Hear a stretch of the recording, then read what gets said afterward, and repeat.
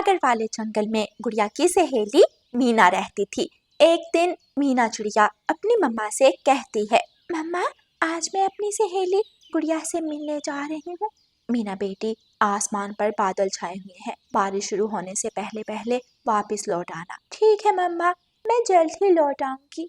फिर गुड़िया की सहेली मीना गुड़िया से मिलने अपने घर से निकलती है। उड़ते उड़ते मीना चिड़िया गुड़िया वाले जंगल में पहुंच जाती है। मीना बहुत देर बाद आई थी, इसलिए उसे गुड़िया के घर का पता भूल जाता है। कहाँ है गुड़िया का घर? शायद बैरी के पेड़ पर होगा। मैं बैरी के पेड़ पर जाकर देखती हूँ। मीना बैरी के पेड़ पर पहुंचती है और दरवाजे पर दस्तक देती है। वो घर तो तोते का था। अंकल अंकल, क्या मेरी सहेली गुड़िया इसी घर में रहती है?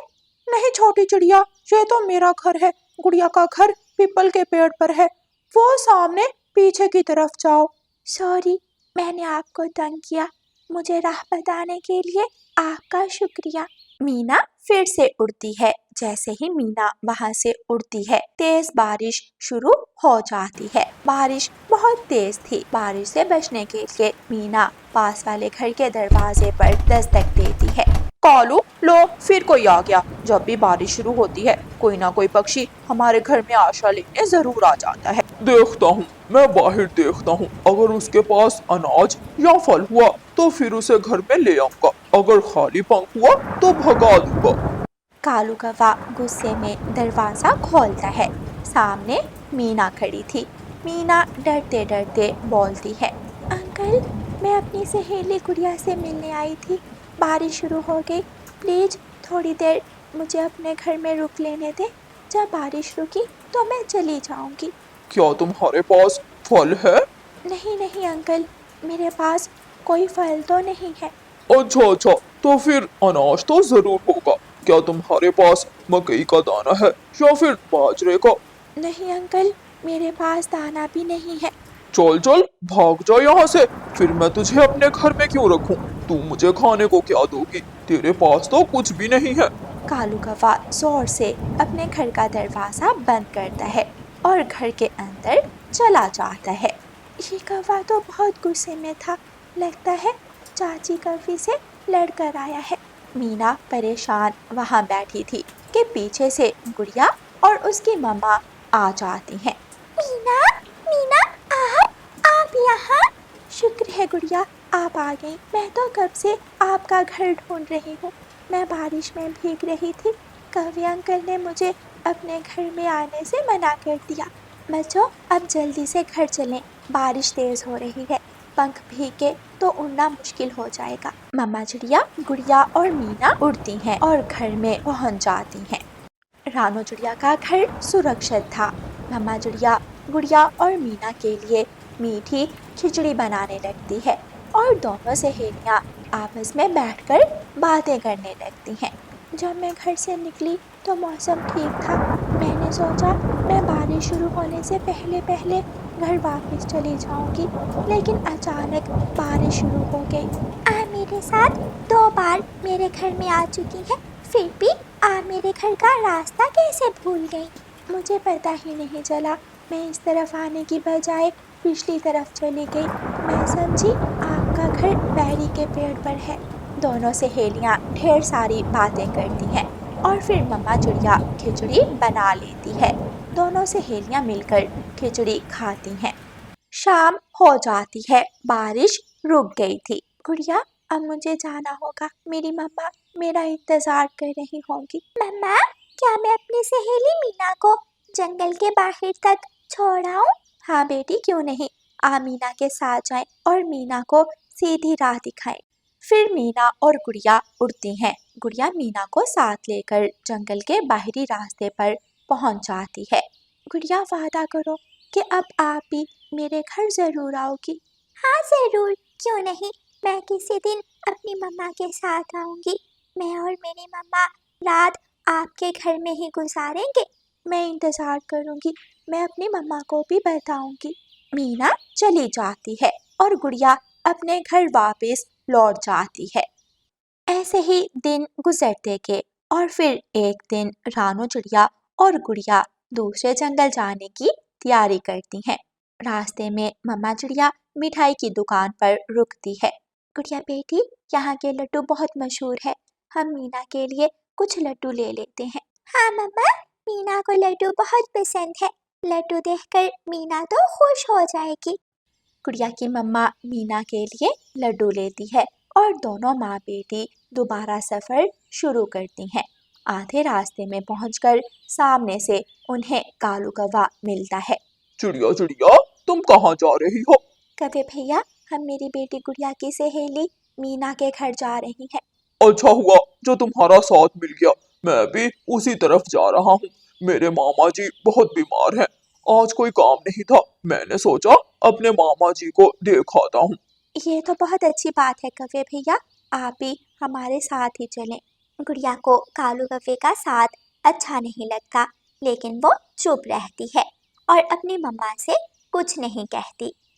वो सब उड़ते हैं। थोड़ी देर बाद वो दूसरे जंगल में पहुंच जाते हैं। गुड़िया की सहेली मीना का घर आ जाता है। कौवे भैया, मेरी बेटी मीना की सहेली का घर तो आ गया, अब आप अपने मामा जी के घर जाएं और हम मीना के घर जा रहे हैं। मेरे मामा जी का घर इसी जंगल में दूसरी तरफ है।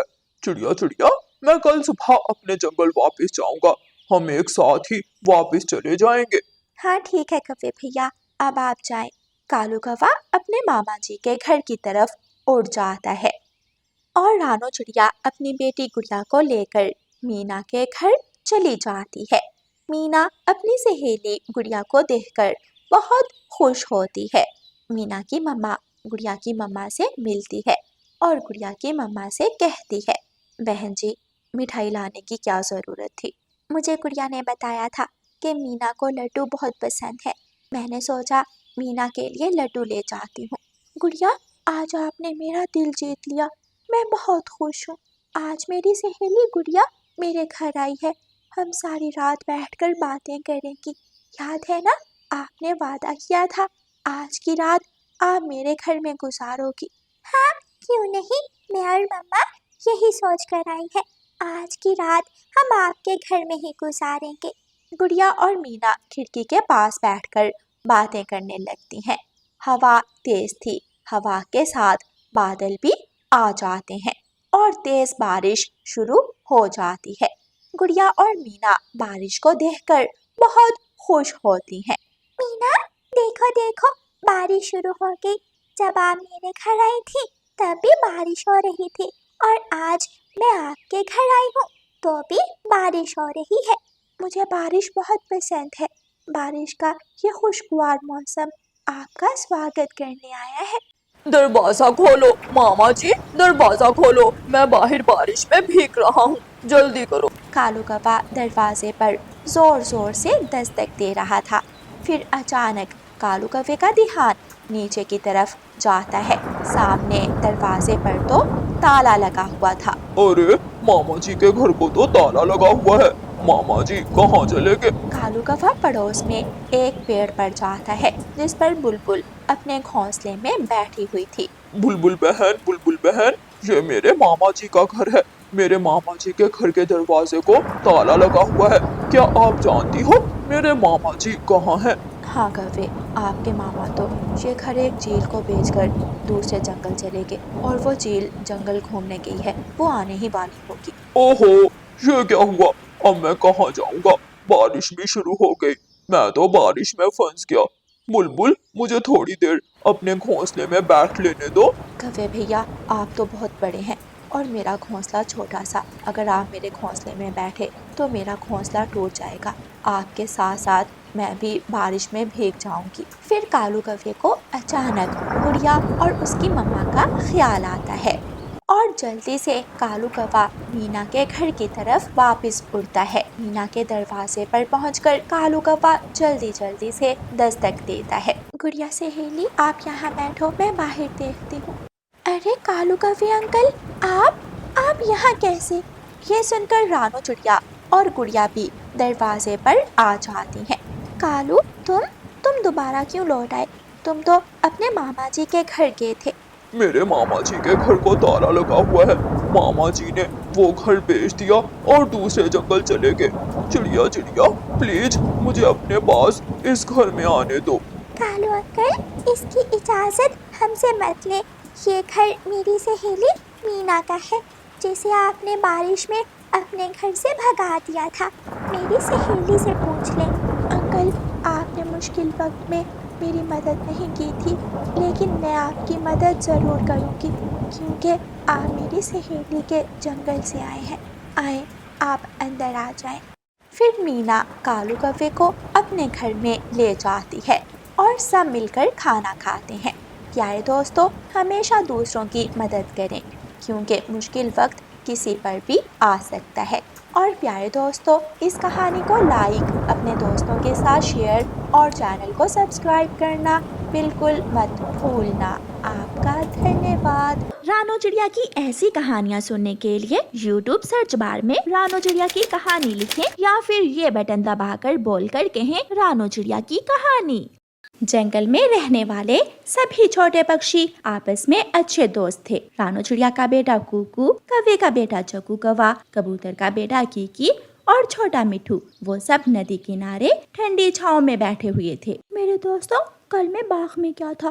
बाग में आम पक गए हैं। चलें, हम सब बाग में आम खाने जाते हैं। पहली बार आम खाने का बहुत मजा आएगा। वो सारे दोस्त बाग में आम खाने चले जाते हैं। बाग में जाते ही कुकू को पका हुआ आम मिल जाता है। मिल गया, मुझे मेरा पका हुआ आम मिल गया। कुकू, तुम अपना आम मुझे दे दो। नहीं मेरे दोस्त, ये मेरी मेहनत की कमाई है। आप भी अपने लिए दूसरा आम ढूंढ लो। इसी बात पर जग्गू कौवा गुस्सा हो जाता है। जाओ, मैं भी तुमसे बात नहीं करूँगा। जग्गू गुस्सा होकर वहाँ से चला जाता है। वो अपने घर चला जाता है। आज के बाद मेरी कुकू से दोस्ती खत्म हुई। मैं कभी भी कुकू से बात नहीं करूँगा। जग्गू कौवा गुस्से में ऐसे बोले जा रहा था। कुकू अपने दोस्त रोज फूल के पास बैठा हुआ था कि जग्गू वहाँ आ जाता है। कुकू, तुम यहाँ से जाओ। रोज मेरा दोस्त है, रोज से मैं बातें करूँगा। जग्गू भाई, रोज हम सबका दोस्त है। मेरी खुशबू सबके लिए है। मैं सबके लिए महकता हूँ। मेरे रंग सबके लिए हैं। लेकिन जो कुकू से दोस्ती करेगा, मैं उसे अपना दोस्त नहीं बनाऊंगा। जग्गू थोड़ी दूर जाकर बैठ जाता है और जब कुकू अपने दोस्त से बातें करके जाता है तो जग्गू वहाँ आ जाता है और रोज को गर्दन से पकड़ लेता है। मेरे दोस्त, मुझे तोड़ना मत, मैं मुरझा जाऊंगा। मैं ऐसी धूप में मर जाऊंगा। जो कुकू का दोस्त है वो मेरा दोस्त नहीं है। जग्गू कौवा रोज को तोड़कर झाड़ियों में फेंक देता है और वहाँ से चला जाता है। शाम तक रोज मुरझा जाता है और मर जाता है। उसकी खुशबू खत्म हो जाती है और पत्तियां सूखकर हवा में बिखर जाती हैं। कुकू जब रोज की पत्तियां हवा में उड़ती हुई देखता है तो जल्दी से बागीचे में जाता है, लेकिन रोज वहाँ नहीं था। कुकू उदास हो जाता है।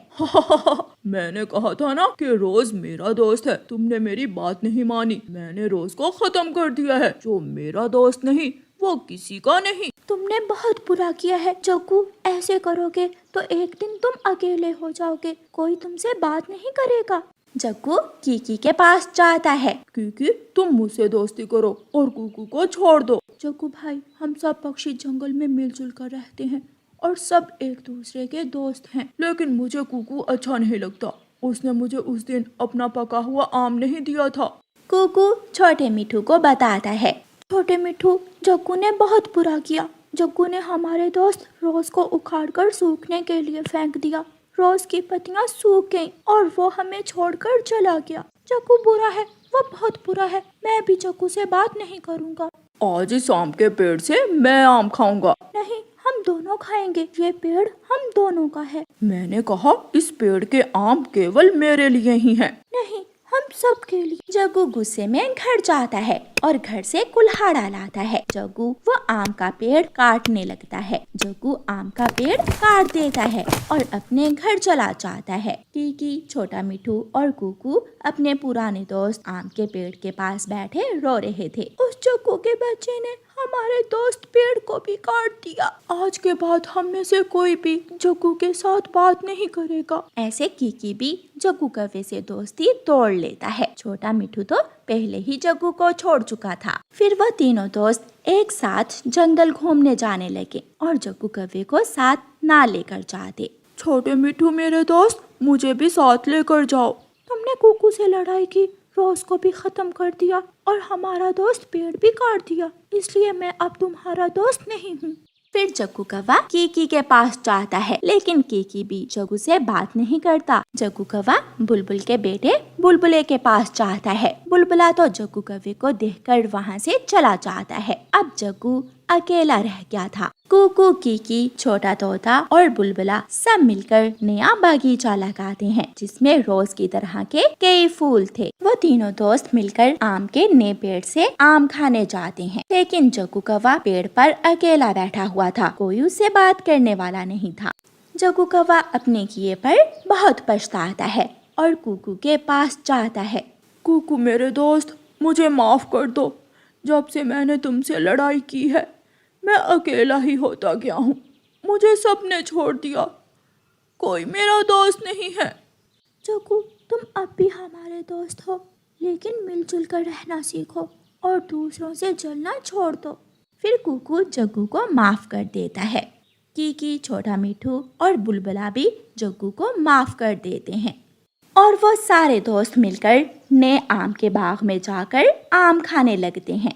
मेरे दोस्तों देखो, मैं आप सबके लिए पका हुआ आम लेकर आया हूँ। बहुत अच्छा लगा जग्गू। अब हमेशा ऐसे ही अपने दोस्तों से खुश रहना और कभी भी अपने दोस्तों को छोड़कर न जाना।